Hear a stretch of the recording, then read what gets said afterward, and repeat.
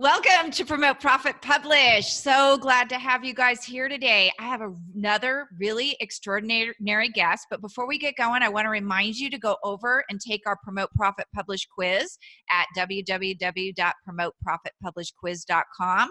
Go over and follow us on YouTube, Superbrand Publishing, and I think that's it. Go write us a review. You're listening, go write us a review. It would be really appreciated. So today's guest is Patty Farmer, and I met Patty Farmer on LinkedIn, but I quickly realized that I should have met her a long time ago. We have a lot of mutual friends. So Patty is an award-winning marketing and media strategist, international speaker, podcast host, magazine publisher, event producer, and best-selling author, specializing in marketing and media strategies. She works with small business owners, entrepreneurs, and speakers to attract and convert their ideal clients so they can make a bigger impact in the world and even bigger deposits in their bank account. And that's what we're going to talk about, revenue and relationships today. She's created a network of 100,000 plus connections while teaching thousands of entrepreneurs to connect, collaborate, and convert in less time and make more money while designing the lifestyle they want to live. Patty believes we all have a message, and her mission is to help them master, market, and monetize that message in a way that creates transformation for both them and their clients. Patty has been seen on the cover of magazines. Oh, she's a cover girl and model. That's so cool. Such as Accomplish, Unleash Your Bold, Be the Boss, Women Who Mean Business, and Expertpreneur. She was recently awarded the Global Business Strategist of the Year by Global Powerhouse Group in London, England, and named number 3 in the top 10 media speakers you need to know, and you will know her after today, and awarded the International Speaker of the Year by the Public Speakers Association. Welcome, Patty, since we should know you. To know me. It's so great to be here, Juliet. Really great. Well, thank you. I'm really excited to talk about revenue and relationship today because most people think a click is a relationship, and they would be wrong. They would be so wrong because it's really hard to quantify a like or a share or a comment, right? You really can't quantify that. And so I always want to say that the most important thing, I think, if no matter what else I say, this is what's important for people to remember, that the reality is the only difference between a contact and a contract is the R, and the R stands for relationships. Mm-hmm. So every person you meet's a contact, but if you really wanted to convert and become a contract, it's all about the relationship. So it's all about the R. There you go. I thought it was all about me. No, I'm just kidding. So can you expound on that a little bit? I mean, I know it sounds really simple and straightforward, but there's a lot to building business relationships. There really is. And I think that one of the things that's the most important thing is it's not about you. I mean, I know we all think it is really about us, right? But the reality really is that it's really not. It's all about being of service. And I always want to say, you have this network of people. So whether you call it your tribe, your network, your list, whatever you want to call it, the bottom line is you have that. But if you build it on relationships and you build it with service, it literally can become your retirement account. Think of it like an ATM machine, right? Because it really is. You really have to make sure to ask yourself, though, are you making more deposits or are you withdrawing, right? More withdrawals or more deposits. And so you really need to know that when you're collaborating with someone or when you meet somebody, the reality really is if you want it to be a relationship that's going to create revenue, you have to go first, right? It's really like, I'll go first. Let me serve you first, right? Set the stage, serve, not sell. And that's how it becomes. So in essence, I would say it really means lead with contribution and compensation will follow. I agree with that. You and I talked before we jumped on here. We talked a lot. My people are going to be really mad when they look at the video, but we were talking about, we're both in the same field. We both get along really well. And there's kind of that room for everybody versus all the scarcity we see in the marketplace. One of the things, and I just complained about this on the Marketing Monday show, is that, I will refer, or someone will refer someone to me, and then they'll come back and they'll say, but you didn't refer anyone to me. And I just think that is such a scarcity relationship, because I always feel like if I make connections for people, that karma, I don't know if that's the right word, but I'm a California kid, that karma or the universe or whatever will bring that back. And it's the same thing you're saying with the service will bring in, and it may not be from that person you gave it to, but it'll come from somewhere. It's kind of like thinking about, for people who understand timeshares, right? They've been around for a long time. When you buy a place and it's a timeshare, if you don't want to go to your own place, it goes into a pool, right? And somebody else decides they want to go there. But it's not like, oh, I'm going to give you my place and you're going to give me your place. It's not like that, right? It's like you put it in the pool, and then you just have to know that because you made a deposit into that pool, you will get to make a withdrawal too, but it doesn't necessarily mean that that deposit withdrawal is going to come from the same person. So you just need to think about it and say, you know what, I am just going to make a lot of deposits into the pool, and know that when I need it and I need to make a withdrawal, I'm able to make a withdrawal from the right person who's actually going to be able to help me. So when you think about it, you don't want to be connected to just anybody, right? You know, you really want to be connected to the right somebody. And so in reality, when you think about it, just like what you were talking about with that abundant mindset, is that to me, I want to be connected. And the strategy is to be connected to people who serve the same market as me, but in a different way. And you and I both know marketing in itself is the biggest umbrella, right? But nobody does it exactly the same way. So I think something that people need to remember is you're not reinventing ice cream. You're just making your own flavor. Ooh, I love that. So tell us a little bit about what you do in marketing strategy, because I know right now, and I think you and I talked about this a little bit last week, digital marketing is so big, and people have these big funnels, and it's click, click, click, drip, drip, drip. And they think that they're building a relationship. They're thinking they're nurturing people. What's wrong with that picture? Well, I think that there's nothing wrong with automation. Automation is literally what gives you more time back, right? So when you can automate something, that's time you're not doing that. What kills it really is if you think that that's enough, because really what that's doing is giving you time back. So now you can be more social and be more engaged because you didn't have to do that. So what I always like to say is, if you're going to be posting or sharing something that has a link to it, like it's a blog post or something like that, that can be automated. And it really should be automated so that you can automate it at the time that your ideal market needs to see it. So if your ideal market is there at 9:30, just because it's convenient for you to be there at 11, they didn't even see it, right? So that's what's great about automating, so that you can show up and serve. So automation is good. But here's the thing I think people need to realize. There's a couple ways to do content, right? You create content, right? You write a blog, I publish a magazine, right? Whatever the thing is, you do a podcast. That's content we create. But then there's content we can curate. And I think it's much easier. I would have to say that 70% of what I post is what I curate. And the difference is that curating is when somebody else created the content and you're just giving your opinion on it. So for example, you'll see lots of posts where people say, oh, top 10 marketing strategies, or, top 10 ways to do this or that. You can actually take that post, of which you didn't even write. Google can be your best friend here. Just go in and say top 10, whatever is your industry, right? And then when you get that, you have a couple ways you can break it down. First of all, if it's a top 10, each one of those 10 can be something you can put on Twitter, right? You don't need to do the whole article. Now you break it down, you have 10 different things to post, right?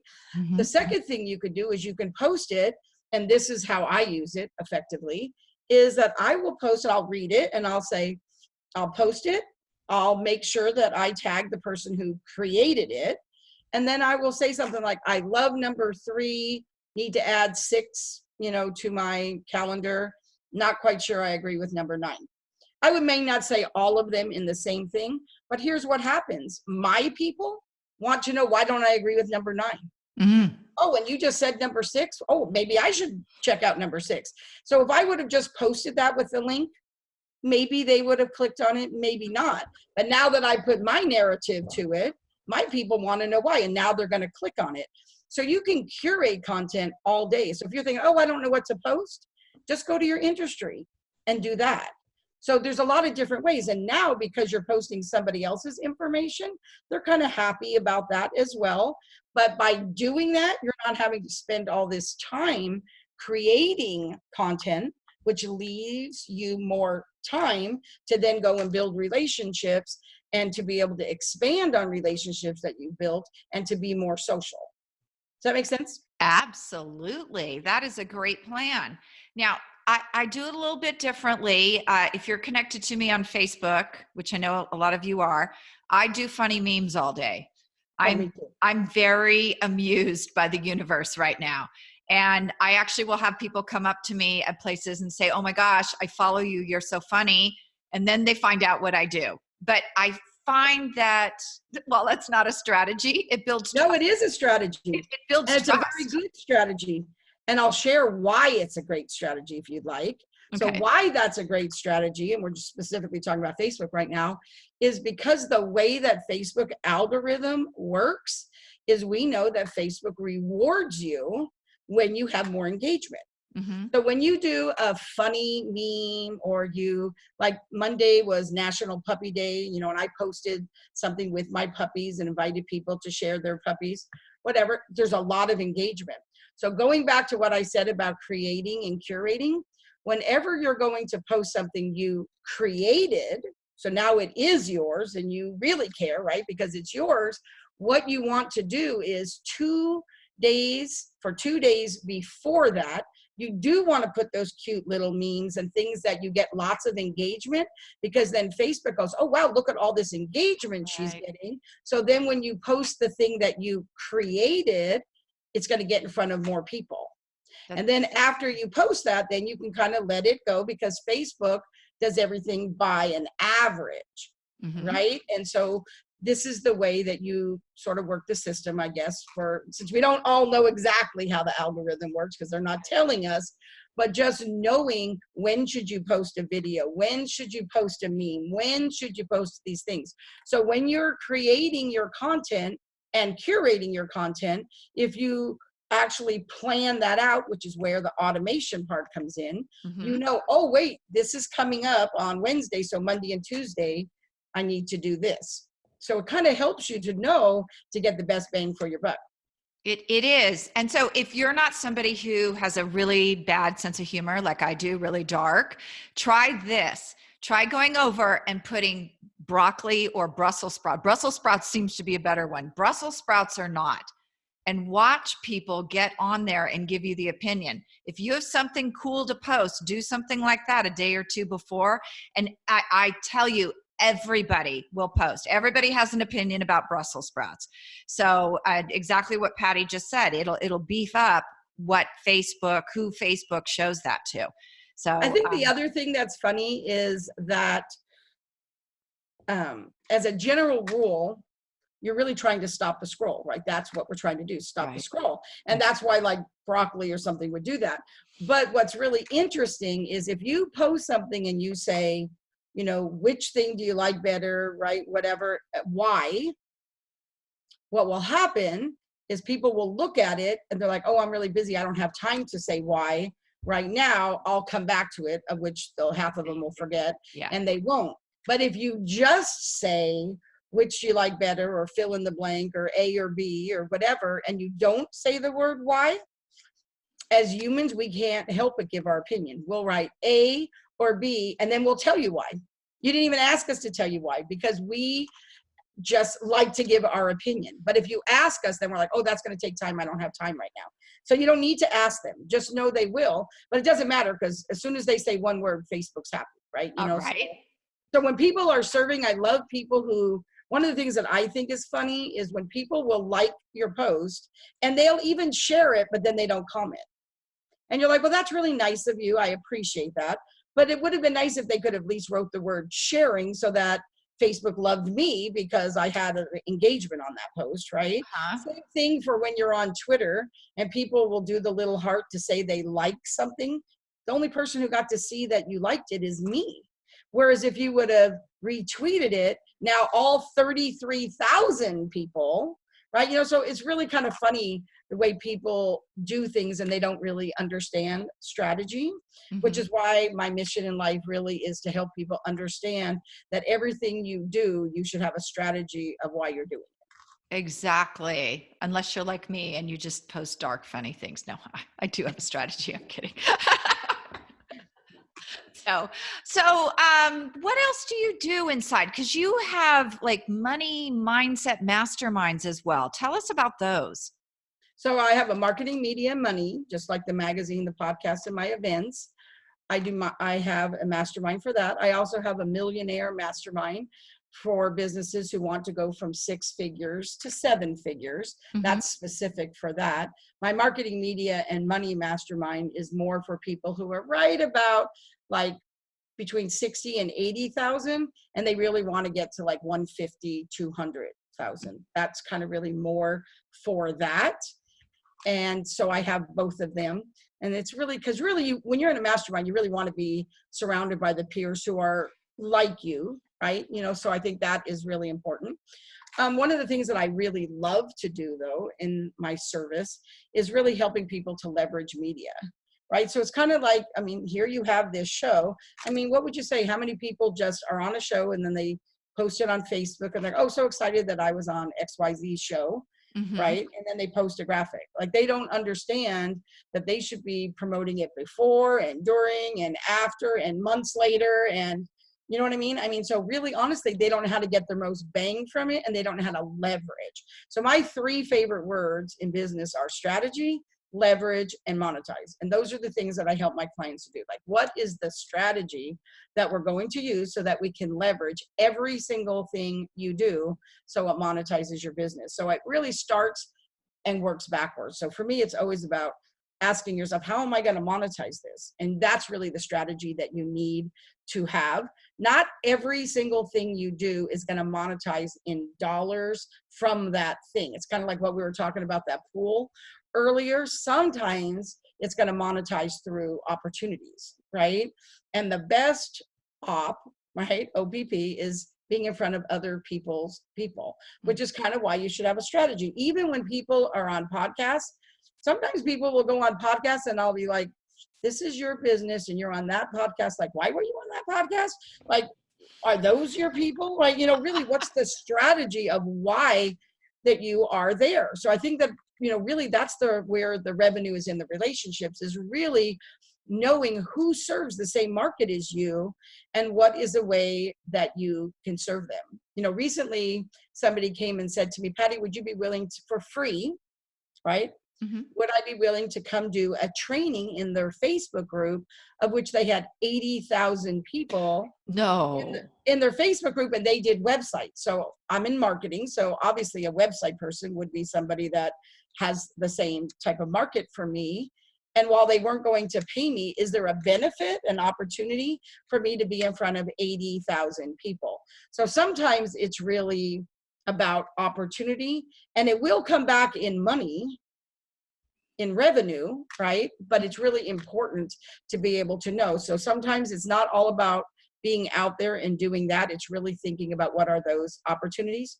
But in the flip side of that, you can't spend all your time on that and not make money too. So I always like to say there's now money now and there's more money later, and you need to be working on both of those.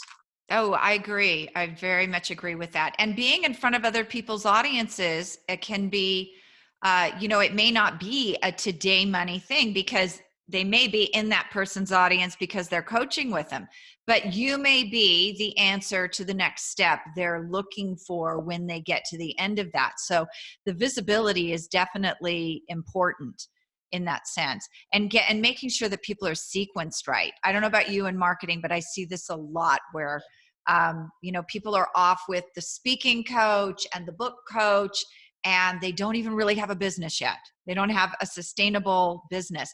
And I think that's one of the downfalls of the coaching industry, is that whole bootstrap your way to bankruptcy model that you have. You have to have a business before you go out and get those other things, a product and a business. Well, I think part of that too is making sure that comes again to people who are really staying in their lane. Is this person really your client? You know, for me, if they're not my client and I know they're not ready for me. So for example, I do marketing and media and I'm going to help them with all these things. But there have been times in my past where people have come to me and they said, okay, Patty, like I really need to do this. So I, you know, took out a loan or I pulled from my 401k, whatever the case may be, and I have this much money and I want to hire you. And I'm like, well, first of all, I don't want you to do that, because that sounds great, but I don't want to be somebody's magic bullet, because the bottom line is it's not just hiring me. Are you going to be able to implement the strategies that I'm going to give you on how you're going to do that funnel, and we're going to make you the money? So if you just take all your money, you think, and pay me, that's just not enough. And then the flip side of that is I've had people who wanted to hire someone and then they don't even have a virtual assistant. They don't have anybody who can do some of the tech stuff. So the reality really is do you have the foundational pieces, right? You can't wear every hat in your business. Now, I will say that one of the ways that you can do that, like for me, like sometimes people will say, oh my gosh, Patty, that's, you know, last week I helped 2 of my clients in just their one session create a program. Like in that 1 hour, we created a program for them. Okay, that's really great. But if they would have said to me, oh, Patty, can you go into the back end of my website and install that or set this up in my CRM? I'd have been like, no. Like I have a person who does that for me. That's not what you're hiring me for, right? You have to have those people in place. It is not smart for me to spend time in my CRM, right? Or to spend time, you know, doing that. I always like to say that you become the CEO of your company when you realize that you need to work in your brilliance and you need to hire other people to work in their brilliance, right? Stop licking all the envelopes yourself. I think that's really important. And also, it also means that you now control your calendar and your time. So I have to tell you, when people say, oh, Patty, I know we had an appointment, but then somebody came into my office, believe me, you're only going to do that once. That's never going to happen. You know, it's like, well, if they came into the office looking for you, they would have still wanted to talk to you an hour later after our appointment, right? You know, so I think it's really a mindset shift that has to happen, really, right? You know, so it's like what you said, you know, really, are you in the right mindset? And you're ready to build a business. And then it's building those relationships that are going to help you with revenue. Exactly. And here's the other thing I see a lot, Patty, and I don't know about you, but you know, your calendar is your moneymaker. Protect it. If you have somebody like you were just talking about, I had someone recently who canceled at the last minute 3 times. And, you know, she came back and rescheduled again. And I had to say, you know what, this is my moneymaker. And the answer is no. So, you know, when you're working inside of that genius, also be protective of that calendar, because that calendar is your revenue generator. That's your way to build relationships with people and actually talk to them. I actually like to say all the time that as a CEO, I am responsible for managing my time, my money, my resources, and my energy, really honestly. And so for me, I know, and everybody has a time that you are the most creative. For me, that's morning. Me too. Right? For some people, it'll be in the afternoon, but whatever that is, you should only be doing revenue generating activities in that time. So for me, that is in the morning. I get up at 5 o'clock in the morning. By 6 o'clock, I'm ready and I'm working for my number 1 client, which is me. And then I start my day. In the afternoon, like 3 o'clock, I'm not quite as feisty as I was at 6 in the morning, right? That's when I do admin tasks that I have to do, because I can do those with my puppy in my lap, and you know, I don't have to be as creative then. So I like to say, for me, if I've already met you, right, and I'm just doing relationship building calls, I can do those in the afternoon. Right? You know, but revenue generating things happen in my morning. So you just have to know what those things are for you, because I know a lot of people, and I've had clients when they first come to me and they'll be like, oh my gosh, I worked so hard.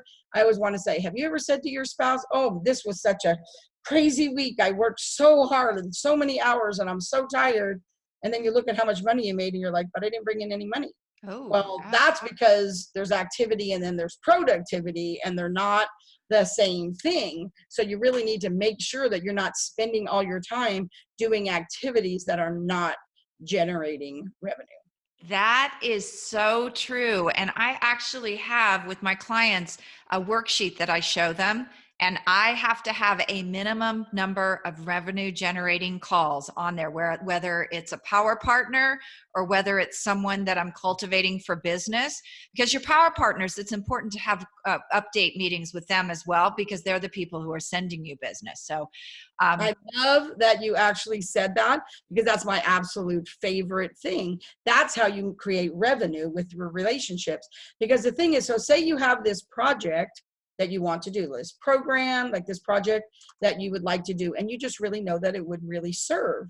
And then you have to ask yourself, what makes this a no-brainer? Like, what is really the thing? And then you need to say, what would get it to the marketplace faster? How could I execute it faster? So I'll give you an example. I'll tell you, like for me, my number one thing that is not so much my thing that I do well is write copy. Like I can modify copy, I can make it be marketable.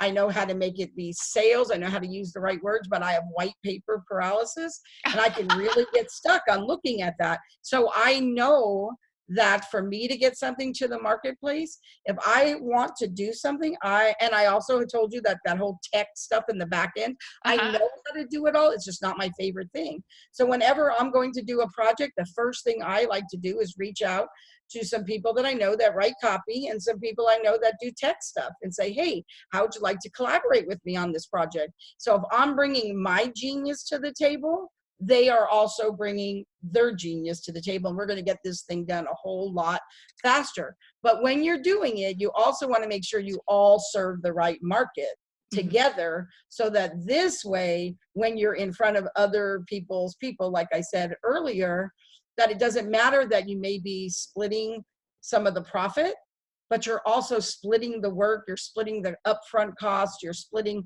the time, and you're getting to 3 times as many people. And as long as those people are your people too, then that's even better, right? So think about, you don't have to do everything yourself. What's that expression? It takes a village to raise a child. Well, if it takes a village to raise a child, it takes a tribe to build a business. You Oh, yeah. don't have to do it by yourself, and you really should be thinking about, what are the relationships that I have started to build or already have with people, and what could we do together, and who could we introduce to each other, who can you connect and really be able to help them build their business. And I guarantee you, you probably already have at least a handful of those people in your network already. You do. And I'm going to point out something to you guys, because I just heard Patty say it. And I've told you guys before, Patty, you're a professional. I'm a professional. I can write other people's copy all day long, but I can't write my own. Don't you think we all sort of have that blind spot when it comes to our own businesses? Oh, absolutely. When I have clients or people will say, Patty, what do you think of this? Like in 5 seconds, I can say, oh, well, let's change this to this. And we need to add this word here, and we need to do this. And then I look at my own stuff, and we kind of get in our own way in that Yeah. aspect. That's why it's really good to be in a mastermind too, and have a coach, right? Coaches have coaches, right? And really to be able to have someone who gets you so that you can run it by them, right? I think that is so very, very important. You don't have to do everything by yourself. Mm-hmm. No, that's very, very true. So, Patty, where can we find you? And I think you have a free gift for us today, too. Absolutely do. So the best way for them to find me is on my website, which is pattyfarmer.com, Patty with a Y, so pattyfarmer.com. And the gift that I have is, one of the things that I really believe, Juliet, is, we all know a lot of people, but what worked 10 years ago, 5 years ago, 2 years ago, really isn't working now. So in my podcast, Can I interject? 2 days ago. that's right. So I have a magazine that I publish, and right now we are giving it away, a free subscription for life, a free subscription for life for the magazine. I vet every person in that magazine, and they are all writing about something that's what is working now. Right? This is the best resource that I can give. So free subscription, you just have to go to marketingmediamoney.com. No and, just marketingmediamoney.com. and you can get a free lifetime subscription right now. Fantastic. Well, thank you so much for sharing this with us today, you guys. Now you know how important relationships really are if you want to generate revenue. Absolutely. Thank you so much for having me, Juliet. It was really a pleasure. I love when I get to talk to other experts, right, that really honestly get it, and you totally get it. Oh, thank you.